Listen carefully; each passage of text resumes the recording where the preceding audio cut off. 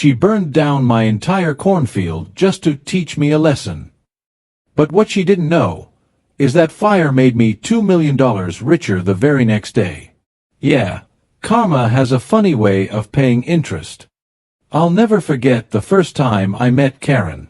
It was a bright summer morning, and I had just moved into my late father's farmhouse, a quiet piece of land in Willow Springs, surrounded by open fields and sunshine. It wasn't fancy, but it was peaceful. The moment my pickup truck pulled into the driveway, I saw her marching toward me, clipboard in hand, sunglasses on, lips pursed tighter than a jar lid. "Excuse me," she said, not even introducing herself. "Are you aware this property is part of the Willow Springs HOA?" I blinked. "No, ma'am, I wasn't told that."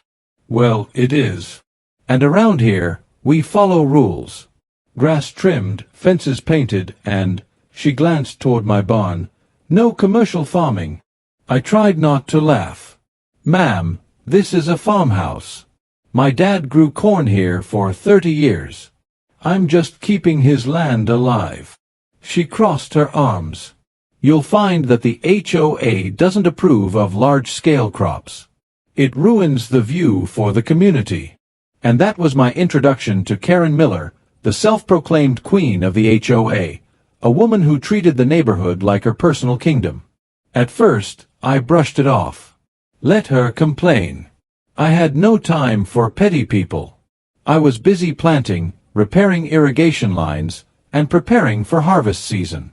But I had no idea that woman would soon turn my entire world upside down. It started small. Karen began leaving violation notices taped to my front door, handwritten, sometimes even in red marker. "Your tractor is an eyesore. Corn dust is drifting onto the community walkway. Your scarecrow violates the HOA's aesthetic policy." Aesthetic policy? I couldn't believe it. This was farmland, not a gated mansion district. Still, I tried to stay civil. I even brought her a basket of fresh corn and tomatoes one morning, hoping to make peace. She took the basket, looked inside, and said, "These aren't organic, are they?" I forced a smile. "No, ma'am, but they taste great." She placed the basket on the ground, like she was handling a biohazard, and said coldly, "Please refrain from sharing unverified produce with HOA members." That's when I knew there would be no peace with Karen. Over the next few weeks, things escalated. Someone cut my irrigation hose. My mailbox disappeared. I'd find nails scattered near my driveway, conveniently after HOA meetings. But I stayed calm. I installed cameras. I filed reports. And most importantly, I upgraded my insurance coverage on the entire property, including the crops. Because something deep down told me this wasn't over. It was late September. The corn was tall, golden, and ready for harvest. Months of sweat, patience, and hope finally paying off. That night, I was sitting on my porch, enjoying the cool breeze and the sound of crickets, when I smelled smoke. At first, I thought a neighbor was burning leaves. But then I saw it, an orange glow rising from behind the barn. My heart dropped. I sprinted toward the field. Flames were racing through the rows of corn like a living monster, crackling, roaring, devouring everything. I grabbed the hose, tried to fight it, but it was useless. The fire was too big, too fast. By the time the fire department arrived, half my field was gone. And standing across the street, phone in hand, wearing her floral robe, was Karen. She wasn't helping. She wasn't calling for aid. She was filming. Later, when the fire was finally under control, she said with a smirk, "Maybe this is a sign that farming just doesn't belong here." I clenched my fists so hard my nails dug into my palms. But I didn't say a word. Because I already suspected she did this. And the next morning, my suspicions turned to certainty. When the fire chief handed me the report, he said quietly, "Sir, the fire was intentional. We found traces of accelerant near the edge of your field." There was a small footprint. And security footage from the corner camera I'd installed weeks before. It showed a figure in a hoodie, sneaking through the fence with a gas can. And when she turned, the camera caught her face. Karen. The police were called. Karen tried to deny everything, of course. Claimed it was doctored footage. Said she was targeted by jealous neighbors. But the evidence was clear. The accelerant was traced to a container in her garage. Her phone location matched the scene. She was charged with arson and property destruction. I should have been furious. Heartbroken. But honestly, I felt something else. Relief.